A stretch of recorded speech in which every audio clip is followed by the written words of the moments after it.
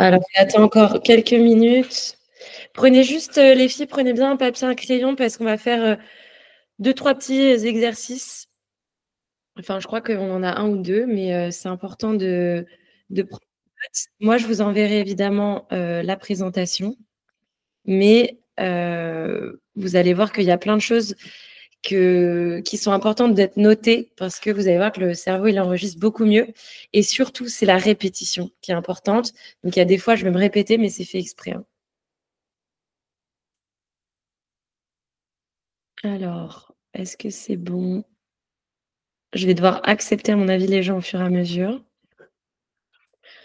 OK. Alors oui, il y aura un replay, je vous l'enverrai, par mail, mais essayez, voilà, essayez d'être en live parce que c'est vrai que vous allez voir que c'est quand même plus interactif. Moi, j'adore les lives, et vous allez pouvoir surtout poser vos questions, mais aucun souci, il y aura un replay qui sera posté sur Instagram. OK? Alors, c'est parti, on va rester une petite heure ensemble. Du coup, aujourd'hui, on va parler d'alimentation émotionnelle. Hem, juste pour me présenter, si vous ne me connaissez pas encore, je suis naturopathe, spécialisée en santé hormonale, mais aussi en santé enfin, en alimentation émotionnelle, plus particulièrement tous les troubles du comportement alimentaire. Enfin, pas tous, mais on va dire les plus courants, notamment l'hyperphagie. J'ai moi-même été atteinte de troubles du comportement alimentaire pendant des années, pendant plus de 15 ans. Et donc, évidemment, l'alimentation émotionnelle, c'est un sujet que je connais bien, que je connais par cœur même. Et aujourd'hui, j'avais envie d'un petit peu démystifier, ce sujet-là parce que je trouve qu'on entend beaucoup de bêtises. C'est un sujet qui touche quand même beaucoup de femmes, beaucoup mais beaucoup de femmes. Hem, alors à chaque fois, je dois accepter. Hop. Et donc l'idée, c'est vraiment aussi d'en parler de manière déculpabilisante et vous allez aujourd'hui vraiment dans ce workshop, j'espère, vous allez comprendre pourquoi peut-être vous souffrez d'alimentation émotionnelle, de grignotage, pourquoi c'est pas un comportement à diaboliser et comment du coup l'accepter, comment, le gérer et on va surtout parler des actions, du plan d'action. Donc je crois que j'ai mis 7 points. Comment, vraiment gérer ses compulsions alimentaires. Je vous ai même mis des compléments alimentaires pour que voilà, pour qu'on parle vraiment de tout de manière holistique comme d'habitude. OK? Alors, c'est parti. Déjà, c'est quoi l'alimentation émotionnelle? Alors moi, c'est un terme qui me fait beaucoup rire parce qu'aujourd'hui, on considère que dans cette société, il y a les mangeurs normaux et les mangeurs émotionnels, comme si c'était une catégorie de mangeurs différents. Donc moi, je préfère vous le dire, le message, c'est vraiment ça, on est tous des mangeurs émotionnels, d'accord? Aujourd'hui, qui ne mange pas ses émotions? Donc évidemment, vous allez peut-être ressentir une sensibilité un petit peu plus forte, à l'alimentation. Peut-être que c'est pour ça aussi que vous êtes connectés aujourd'hui. Mais sachez vraiment, essayez d'arrêter de culpabiliser par rapport à ça. Nous sommes tous, en Occident en tout cas, des mangeurs émotionnels, que ce soit les hommes, les femmes, les personnes âgées, les enfants. Puisque depuis qu'on est tout petit, on nous apprend à gérer nos émotions comme ça. C'est-à-dire, si tu ramènes des bonnes notes, tu auras un dessert en plus. Si tu es triste, eh bien, viens, on va chercher une glace. Si tu es joyeux, bah, viens, on va célébrer avec un McDo. Voilà. Donc, l'alimentation, ça fait partie de nos outils de gestion des émotions. Donc, oui, peut-être que vous vous sentez plus sensible par rapport à ça, mais encore une fois, s'il vous plaît, ne vous considérez pas comme une mangeuse émotionnelle, puisque nous sommes tous des mangeurs émotionnels. Et c'est ça qui est intéressant, c'est que finalement, l'alimentation émotionnelle, elle a été diabolisée, mais en fait, c'est quelque chose d'extrêmement normal, en tout cas en Occident. Alors pourquoi on mange trop? Pourquoi on grignote? Déjà, la première chose, c'est que, eh bien, l'alimentation, c'est votre outil de gestion des émotions. Là, peut-être que vous allez me dire: «Bah oui, carrément». Et je vais vous expliquer un petit peu plus en détail les mécanismes. En fait, l'alimentation, pour moi, c'est un outil de gestion des émotions comme un autre. Voilà. Vous pouvez très bien utiliser, l'alimentation pour gérer les émotions négatives. Il y a aucun souci avec ça, d'accord? Mais vous allez voir que finalement, c'est comment vous le faites et comment vous le gérez qui va être finalement, c'est comment vous l'abordez qui va être problématique, d'accord? En fait, je vais vous montrer 2 exemples ici.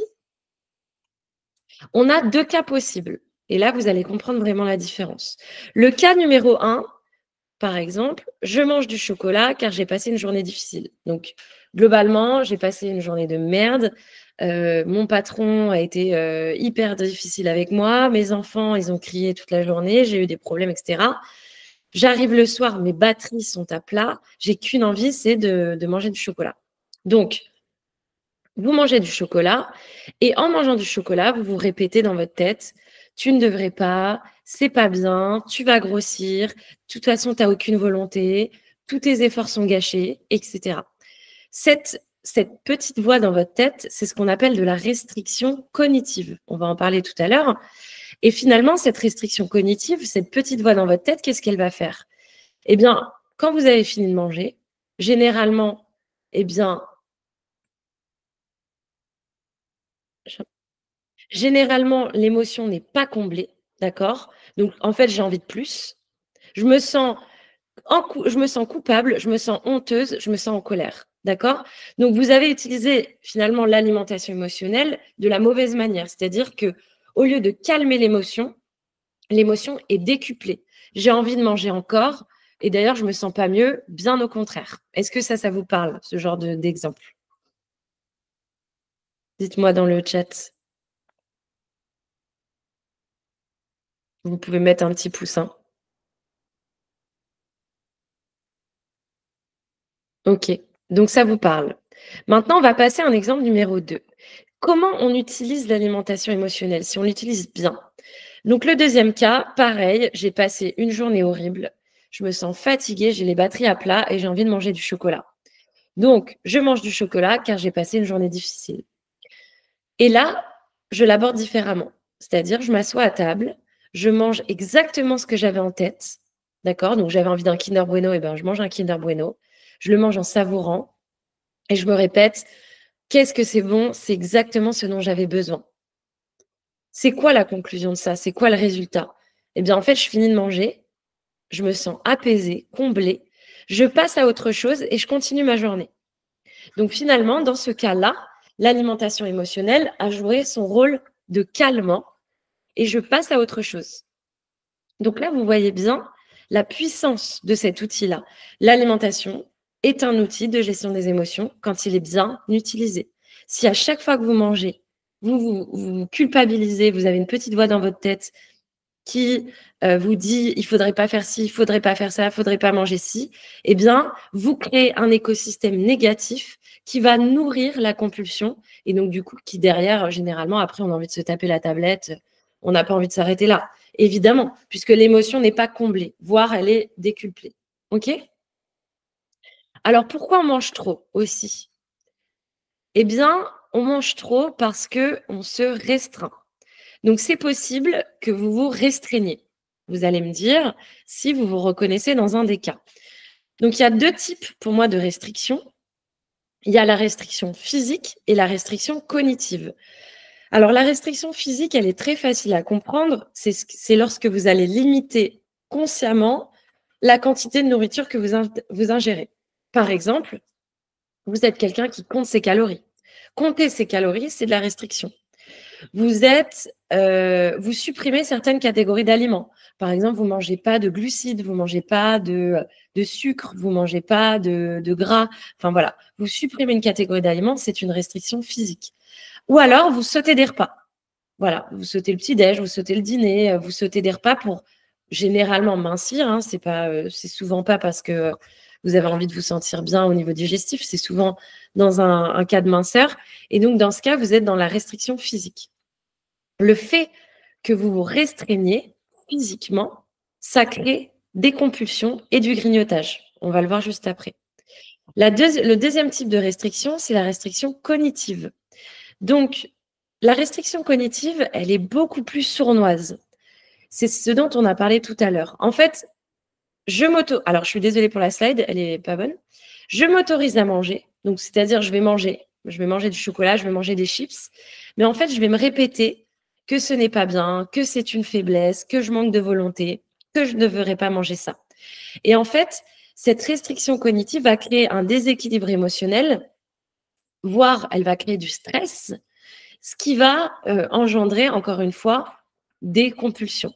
Donc finalement, que ce soit physique ou cognitif, la conclusion, c'est la même. Le corps se met en mode danger et il va stocker et demander encore plus de nourriture. Donc là, je vous ai mis un petit peu le schéma des compulsions, de comment ça marche. Il y a une phrase que j'adore et que j'ai tout le temps dans mes conférences, c'est When you focus on shit, shit grows. Donc, ce qui veut dire, en gros, quand vous focalisez sur le problème, c'est le problème qui grossit, en gros. Eh bien, c'est exactement la même chose pour la restriction. Le cerveau humain, il est très con. C'est-à-dire, si vous vous focalisez uniquement sur le gâteau au chocolat que vous ne pouvez pas manger, c'est celui qui va prendre le plus de place dans votre tête. Donc, finalement, la restriction va amener des pensées obsessionnelles, donc face aux aliments interdits, et donc de la frustration. Par exemple, si je coupe complètement les pâtes ou le glucide, je vais devenir obsessionnelle sur un plat de pâtes. Et c'est pareil avec tout. Si je vous dis ce mec-là, pas touche, il est pour moi, d'un coup, il va devenir intéressant. En fait, le cerveau humain, là-dessus, est très simple. Donc, la restriction va amener des pensées obsessionnelles. Ces pensées obsessionnelles vont ramener des compulsions alimentaires, plus ou moins grandes chez des personnes. Si vous êtes une jeune maman fatiguée, si vous êtes hyper stressée au boulot, évidemment, ces compulsions alimentaires, elles vont être beaucoup plus importantes. Ces compulsions alimentaires vont amener de la culpabilité, qui va amener de la compensation. Donc, c'est-à-dire, j'ai trop mangé, hier soir, j'ai fait n'importe quoi, aujourd'hui, je vais manger beaucoup moins, je vais sauter le petit déjeuner. Je compense, donc je me restreins, et donc je recrée, encore une fois, des pensées obsessionnelles et des compulsions, etc. Donc, ce qui est important de comprendre ici, c'est que restriction égale compulsion égale prise de poids. Et si vous voulez, vous pouvez me tourner le truc dans tous les sens. Je pense que si vous êtes connectés aujourd'hui, c'est que toutes, vous avez essayé de vous restreindre ou de faire des régimes ou voilà, d'essayer de couper certains aliments, etc. et que finalement, ça n'a pas marché. J'imagine. Mettez-moi un petit pouce si c'est le cas. Mais encore une fois, je le répète, il faut vraiment que vous l'enregistrez. Restriction égale prise de poids. Donc, on va voir justement comment on supprime cette restriction. La troisième chose qui peut vous faire manger trop, c'est les dérèglements hormonaux. Alors, c'est hyper intéressant. Donc moi, évidemment, je m'intéresse aux hormones depuis longtemps maintenant et je me suis rendu compte à quel point nos hormones, nous les femmes, avaient un rôle énorme sur notre appétit et sur nos grignotages. Donc, on a plusieurs hormones qui vont vraiment rentrer en jeu. Le premier, c'est notamment le cortisol, donc qui est l'hormone du stress que vous connaissez peut-être déjà maintenant toutes. En période de stress, vos niveaux de cortisol augmentent et ce cortisol va provoquer une envie irrationnelle de sucre, d'aliments gras.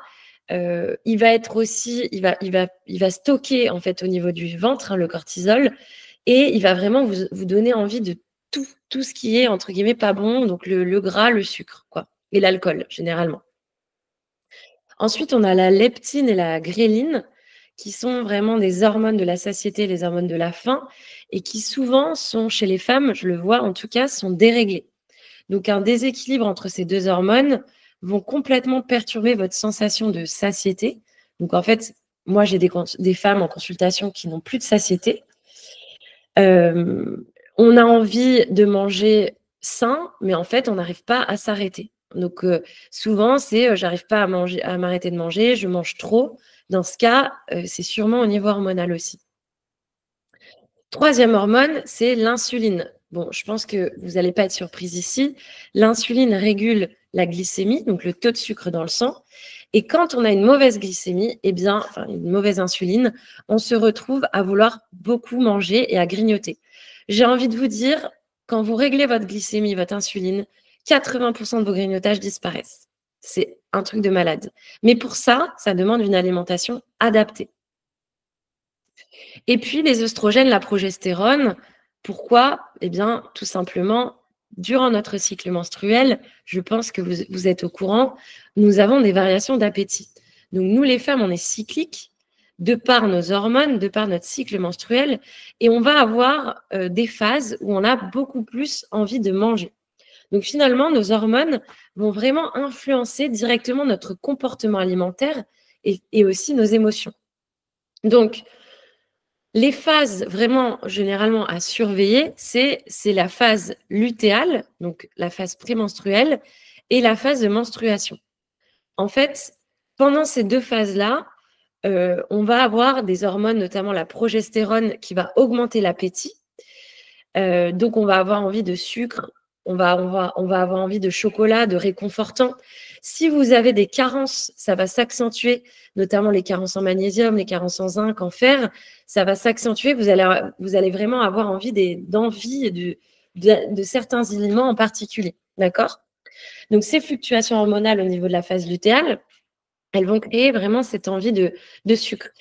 Ajoutez à ça à l'inflammation et au stress, puisque pendant cette période-là, nous sommes très sensibles au stress et souvent très sensibles émotionnellement. Donc, du coup, on a encore plus envie de manger. Les menstruations, qu'est-ce qui se passe? On a une chute hormonale. Cette chute hormonale va entraîner une augmentation aussi de l'appétit. Donc, on va avoir envie de beaucoup plus manger. Donc, qu'est-ce qui se passe? Déjà, ce qui est important de comprendre, les filles, c'est que manger plus pendant ces phases-là, il n'y a aucun souci. Il faut manger plus, le corps le réclame. Nous sommes cycliques, nous avons un métabolisme qui est cyclique aussi, c'est-à-dire qu'après l'ovulation, le métabolisme augmente de 10%. Donc, on peut manger environ 350 calories de plus par jour sans grossir parce que le corps en a besoin. Donc, si vous êtes dans une phase de restriction, parce que vous êtes au régime, parce que vous avez envie de perdre du poids, parce que vous êtes hyper exigeante avec vous-même, vous sautez des repas, et bien quand vous faites ça dans cette phase lutéale ou de menstruation, eh bien vous allez complètement dérégler votre système hormonal et vous allez créer beaucoup, beaucoup de stress pour le corps. Donc, c'est important vraiment de vous écouter, de manger plus. De plus, dans cette période-là, vous allez faire beaucoup plus de rétention d'eau, vous allez avoir une sensibilité émotionnelle accrue. Donc, si vous vous sous-alimentez, si vous vous privez, si vous êtes ultra exigeante, intransigeante avec vous-même, eh bien, le corps va se mettre en mode stress et c'est la cata. Donc, la conclusion, c'est qu'il faut apprendre à manger de manière cyclique, donc adaptée à votre cycle, et il faut apprendre à manger de manière hormonale pour réduire significativement les grignotages et la prise de poids. D'accord? Donc vraiment, pensez-y, l'équilibre hormonal, c'est la clé aussi dans vos envies de grignoter. Alors, un petit résumé de ce qu'on s'est dit pour le moment. Pourquoi vous mangez de manière émotionnelle? Pour moi, il y a 4 piliers. Et croyez-moi, c'est pas parce que vous manquez de volonté, ça c'est vraiment des conneries. Vous mangez de manière émotionnelle parce que déjà, c'est votre seul outil de gestion des émotions, ou alors c'est le plus gros. Donc ça va être important. Vous vous restreignez, même sans le vouloir. Donc même si vous avez l'impression de manger de tout, finalement, en fait, intellectuellement, enfin, consciemment, inconsciemment, vous vous restreignez. Vous souffrez peut-être, sûrement même, de dérèglements hormonaux, que ce soit au niveau de la glycémie, du cortisol, que ce soit au niveau de la thyroïde ou des hormones sexuelles. Et vous ne prenez pas en compte votre cycle menstruel. Et vous savez quoi? Eh bien, souvent, c'est à cause des 3-4, en fait, les 2 derniers se rejoignent. Donc, souvent, c'est un mélange de tout ça qui fait que vous n'arrivez pas à contrôler votre alimentation et que vous avez toujours des fringales et vous avez envie de grignoter. Donc, si vous voulez des résultats, les filles, si vous voulez voir vos grignotages réduire, eh bien, il va falloir traiter les 3 causes racines du problème. Donc, c'est toujours la même chose. Quand on a un problème, plus vous trouvez des solutions adaptées à ces problèmes, à la racine du problème, plus vous allez avoir des résultats. OK? Est-ce que pour le moment, c'est clair, les filles? Mettez-moi un petit pouce si c'est clair. Alors oui, je me suis cassé le doigt le week-end dernier, donc je ne peux pas faire de décompte. OK, ça a l'air d'être clair, super.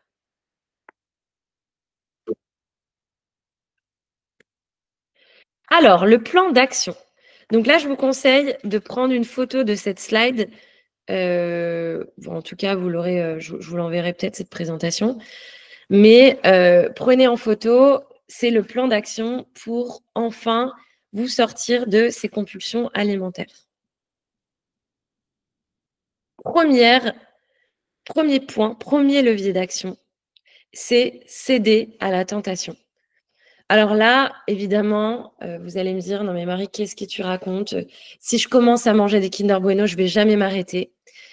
Eh bien, moi, je suis sûre que tu vas t'arrêter. Pourquoi? Encore une fois, le cerveau humain est bête. Restriction égale obsession égale prise de soi. Donc, il faut accepter, et il faut que vous acceptiez que l'humain puisse aussi manger quand il n'a pas faim. D'accord? Et oui, vous êtes humaine, et donc des fois, vous allez manger quand vous n'avez pas faim, mais de manière émotionnelle. Parce que vous êtes dans une optique de vous faire plaisir, ou alors par gourmandise, ou alors pour vous consoler. L'alimentation émotionnelle n'est pas une maladie, elle n'est pas réservée aux personnes en surpoids. Non, c'est une pratique courante qui est complètement normale. Donc, quand ça vous arrive, on ne cherche pas à lutter. Au contraire, on va créer un moment plaisir. On va créer un écosystème plaisir.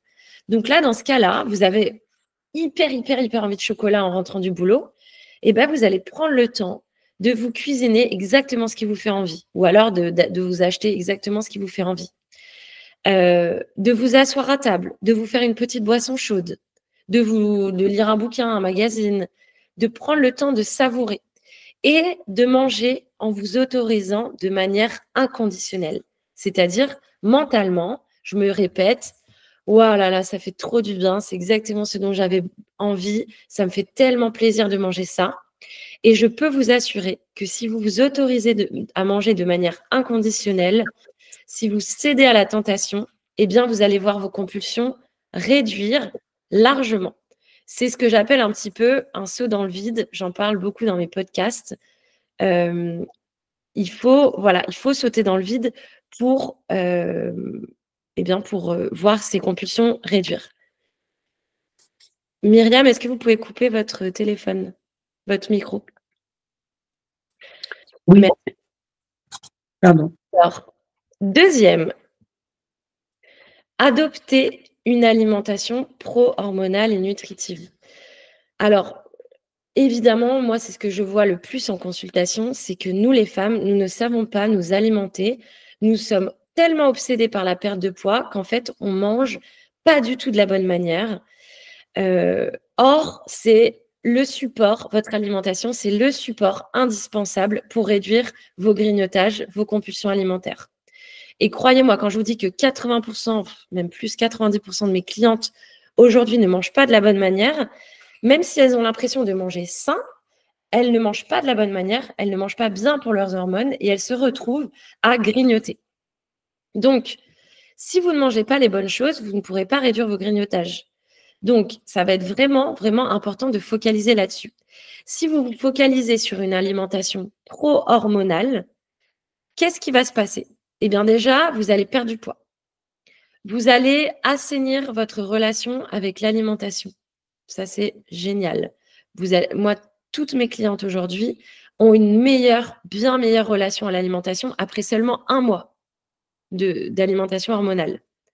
Vous allez avoir une peau plus jolie, des cheveux plus sains, puisque la peau va être bien nourrie, les cheveux aussi. Donc, les cheveux vont pousser plus vite, etc. Moins de perte de cheveux. Vous allez supprimer le grignotage. Vous n'allez plus du tout avoir envie de grignoter, beaucoup moins. Et surtout, vous allez avoir une énergie stable. Vous allez réduire le brouillard mental, donc être plus concentré, avoir en tout cas l'impression de pouvoir vous concentrer plus longtemps, pas toujours être dans le brouillard ou d'avoir besoin de café pour avoir les idées au clair. Et surtout, vous allez avoir une meilleure qualité de sommeil. Donc vraiment, les filles, plus vous allez adopter une alimentation pro-hormonale, plus elle va respecter votre cycle, plus vous allez être bien dans votre corps, bien dans votre peau. Donc évidemment, aujourd'hui, on n'a pas le temps de parler de tout ça, ce serait quand même des heures de conférence. Donc moi, j'ai créé une mini formation qui est pour l'alimentation hormonale. Donc c'est globalement, je ne sais pas si vous connaissez mon programme dédié aux hormones. En fait, c'est le module 2 de mon programme qui est dédié à l'alimentation hormonale. Donc, il y a notamment 4 vidéos qui expliquent tout exactement comment il faut manger. Vous avez toutes les recettes de cuisine, vous avez les listes de courses, les listes des super aliments, toutes mes astuces en cuisine pour justement gagner du temps, manger de manière saine, de manger de manière hormonale. Vous pouvez le regarder quand vous voulez. Vous avez des bonus et vous avez accès illimité et ça coûte 110 €. Donc, c'est à beaucoup plus petit prix, pardon. C'est beaucoup plus accessible que mon programme. C'est quelque chose que vous pouvez suivre très rapidement. Je vous montre un petit peu, mais 80% des participantes voient leur rapport à l'alimentation s'améliorer grandement seulement après 1 mois et surtout réduisent leurs envies de grignotage. Donc ça, c'est la première chose qu'on observe avec la mini-formation. Et le programme, c'est que les filles réduisent largement leur grignotage. Donc, sachez que si vous commencez maintenant, vous aurez vos premiers résultats dans 1 semaine, puisque l'alimentation hormonale, ça n'a rien à voir avec l'alimentation régime. Au contraire, c'est une alimentation nutritive qui va faire du bien à votre corps, à votre tête, à vos hormones. Et donc, au bout d'1 semaine, déjà, on voit la différence sur notre énergie, sur notre peau, sur notre cycle, sur nos grignotages, etc. Donc là, je vous ai mis l'avis de certaines de mes clientes, mais globalement, ce que je retrouve beaucoup dans les commentaires, c'est « je mange en écoutant beaucoup mieux mon corps, je sens que mon énergie est beaucoup plus stable, j'ai beaucoup moins envie de grignoter, j'ai l'impression de ne plus lutter contre moi-même » et ça, c'est incroyable. On retrouve en fait le contrôle de son corps, le contrôle de son alimentation. Et d'ailleurs, pour moi, c'est la base. Si vous voulez reprendre le contrôle de votre corps, il faut reprendre le contrôle de votre alimentation. Donc, ça passe par de l'éducation. Il faut que vous ayez les bonnes informations. OK? Donc, vous pouvez scanner si vous voulez directement accéder au site. Si vous avez des questions, vous n'hésitez pas à me les poser. OK? Alors, 3e point, apaiser votre rapport à l'alimentation. Donc, évidemment, si vous avez un rapport conflictuel avec l'alimentation, c'est évident que vous vous mettez à grignoter puisque, finalement, l'alimentation, c'est à la fois votre ami et votre ennemi. Donc là, vous allez prendre un papier, un crayon, d'accord? Et vous allez me noter en un mot, quel est votre rapport à l'alimentation aujourd'hui? Donc allez-y. Si vous pouvez le mettre dans le chat aussi, comme ça on partage tout ensemble. C'est quoi votre rapport à l'alimentation aujourd'hui en un mot?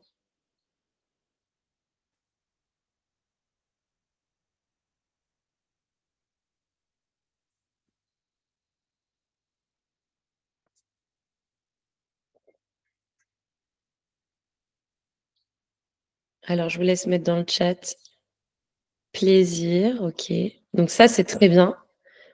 Bonheur, ça, c'est très bien quand on a un bon rapport à l'alimentation, on a déjà des super bonnes fondations. Moi, pendant des années, je pense que mon rapport était conflictuel, je dirais même, problématique. Est-ce qu'il y en a d'autres qui peuvent, corvée, OK. Meilleur, donc peut-être, un peu mieux qu'avant, ça c'est cool. OK. Donc maintenant que vous avez noté, d'accord, comment est votre rapport à l'alimentation, vous allez noter comment vous aimeriez qu'il soit, votre rapport à l'alimentation, maintenant, aujourd'hui. Addict au sucre, donc du coup, il y a un rapport d'addiction pour toi, Justine, avec l'alimentation. Donc maintenant, vous allez me noter ce que vous aimeriez.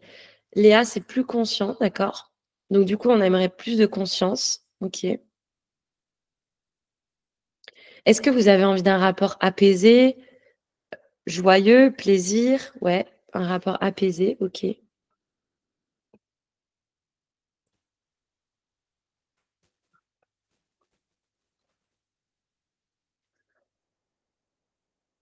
Alors, on va pas le faire maintenant, mais vous allez vous noter 3 petites actions, d'accord?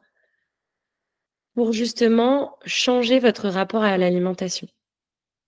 Je vous donne un exemple, si votre, rapport c'est, conflictuel, et bien dans les petites actions et que vous voulez un rapport apaisé, dans les petites actions déjà, ça peut être, de remettre toutes les catégories d'aliments dans mon alimentation, par exemple, ou m'autoriser à manger du pain le soir ou du gluten. Ça peut être, dès que je mange, faire une petite respiration, si vous voulez, une alimentation plus consciente, ou alors prendre le temps d'observer ce que je mange, prendre le temps de cuisiner. Vous allez vous noter 3 petites actions pour changer votre rapport à l'alimentation. Donc n'oubliez jamais que vous êtes ce que vous mangez. Mais quand je dis manger, finalement, c'est pas seulement l'alimentation, vous êtes ce que vous vous racontez, ce que vous écoutez, ce que vous vous dites, ce que vous ingérez, au niveau, visuel, au niveau, ce que vous écoutez et cetera. Donc c'est hyper, hyper important que pour assainir votre rapport à l'alimentation, que déjà vous assainissez votre, discours intérieur et ce que vous vous racontez quand vous mangez. Et d'ailleurs, vous allez voir que peut-être ce rapport, il va changer aussi en fonction de, comment vous vous sentez dans votre tête. Souvent, ce qui se passe, c'est quand on va pas bien, eh bien l'alimentation, ça devient notre seule manière de contrôler, de recontrôler, de reprendre le contrôle. Et donc, finalement, c'est pas vraiment le problème, c'est pas vraiment l'alimentation, c'est ce qui se passe dans la tête. Donc, attention à ce que vous vous racontez, OK? Et notez-vous les petites actions, vous pouvez me les noter dans le chat, ça va tout le monde va s'inspirer, mais ça va vous permettre d'avoir des petites idées, OK?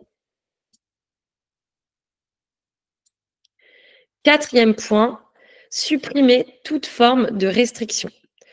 Donc je l'ai dit tout à l'heure, mais pour que vous alliez mieux, pour nourrir votre corps de la bonne manière, pour supprimer ces grignotages, il faut que vous vous autorisiez à manger de manière inconditionnelle et j'en connais, certaines d'entre vous dans le chat et je sais comment vous mangez, parce qu'on a déjà discuté et je peux vous assurer que ce n'est pas possible de sauter des repas. Nous les femmes, nous avons besoin de manger dès le matin, donc il faut manger et il faut s'autoriser à manger. Plus vous allez avoir une restriction inexistante, plus vous allez voir vos compulsions réduire, voire complètement disparaître. C'est ce qui se passe notamment, quand on souffre, par exemple, de troubles du comportement alimentaire. C'est la seule manière aujourd'hui de réussir à ne plus avoir de compulsions. Donc, je me répète tout le temps, je m'autorise à manger de manière inconditionnelle et je supprime toute forme de restriction. 5e petit, conseil, piéger votre cerveau. En fait, qu'est-ce qui se passe? Peut-être qu'aujourd'hui, votre cerveau, il est en mode alerte parce que vous avez fait des régimes, vous êtes en mode, ça fait des années que vous êtes, dans ce conflit, dans cette lutte avec votre corps. Donc le cerveau, il est pas bête. Dès que vous mangez, globalement, il se dit: «Attention, je vais peut-être manquer». Donc ce qui va être important, c'est de lui montrer qu'il est dans l'abondance alimentaire. Il y a aucun problème, ne t'inquiète pas petit cerveau, petit corps, je vais manger de manière abondante. Donc, essayez toujours d'être dans l'ajout plutôt que dans la suppression. Je vais vous donner un exemple. Par exemple, vous voulez supprimer les produits laitiers parce que, vous avez de l'acné hormonal. Donc vous voulez supprimer les produits laitiers. Le problème, c'est que si vous faites ça, peut-être que votre jauge aujourd'hui de restriction, elle va être votre cerveau, il va être alerté. Il va être en mode alerte. Mince, mince, mince, non, pas encore une restriction. Donc là, au lieu de ça, eh bien, dans vos assiettes, essayez toujours d'être dans l'ajout d'aliments plutôt que dans la suppression. Plutôt que supprimer les produits laitiers, qu'est-ce que je rajoute à la place? Rien que ça va dire à votre cerveau, tout va bien. D'accord? Et du coup, un très bon exemple, par exemple, c'est de faire entrée, plat, dessert. Là, en faisant ça, vous allez dire à votre cerveau: «Non mais t'inquiète, là, on est dans l'abondance alimentaire, tout va bien». Donc évidemment, entrée, plat, dessert, il faut que ce soit sain et nourrissant. Ça peut être une petite assiette de crudités. Ensuite, un plat avec un légume, une protéine, un glucide et ensuite un dessert, une petite compote. Voilà.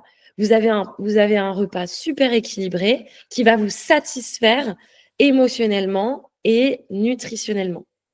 OK?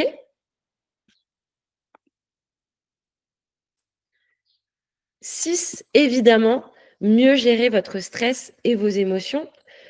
Donc, c'est pareil, vous allez imaginer une petite boîte à outils de gestion des émotions. Dans cette petite boîte à outils de gestion des émotions, peut-être que vous avez du coup l'alimentation. Ça fait partie de vos outils. Mais si vous avez que l'alimentation, eh bien, c'est normal que vous ayez tout le temps envie de grignoter. Donc, il faut que dans cette petite boîte, vous mettiez d'autres outils de gestion des émotions. Comment vous gérez la frustration, l'ennui, la colère, la culpabilité? Eh bien, dans votre petite boîte, vous allez mettre d'autres outils. Donc là, je vous ai mis des exemples d'outils. Par exemple, la respiration, la cohérence cardiaque, le yoga, passer du temps dehors dans la nature, parler à vos amis, l'écriture, heu, aller rire, aller, danser et cetera. Donc vraiment, imaginez une petite boîte à outils de gestion des émotions et vous allez rajouter comme ça des outils. Encore une fois, je le répète, si vous n'avez que l'alimentation, c'est normal que l'alimentation prenne autant de place. Donc comment vous gérez vos émotions aujourd'hui? Demandez-vous. Et enfin, je vous ai mis un petit, secret, complément alimentaire que j'aime beaucoup, c'est le bourgeon figuier. Voilà, je le trouve, très, très bien justement pour gérer les grignotages, les compulsions alimentaires. Donc 5 gouttes avant les repas dans un fond d'eau, plutôt, 3 repas, hein, donc c'est 3 fois 5 gouttes. Ça aide beaucoup, notamment pour gérer, le rapport un peu conflictuel ou l'addiction, à certaines, sucres et cetera. Voilà. Donc évidemment, dans cette présentation, les filles, l'important, c'est pas de retenir que ça, le complément alimentaire, parce que si vous ne prenez que ça, évidemment, il y aura pas de résultat. C'est tout ce qu'on s'est dit juste avant, d'accord? C'est vraiment toutes ces petites étapes qui vont faire que vous allez guérir vraiment votre alimentation, heu, votre rapport à l'alimentation et vos grignotages. OK? Alors, est-ce que vous avez des questions pour moi? Est-ce que c'était clair? Est-ce que vous avez des questions?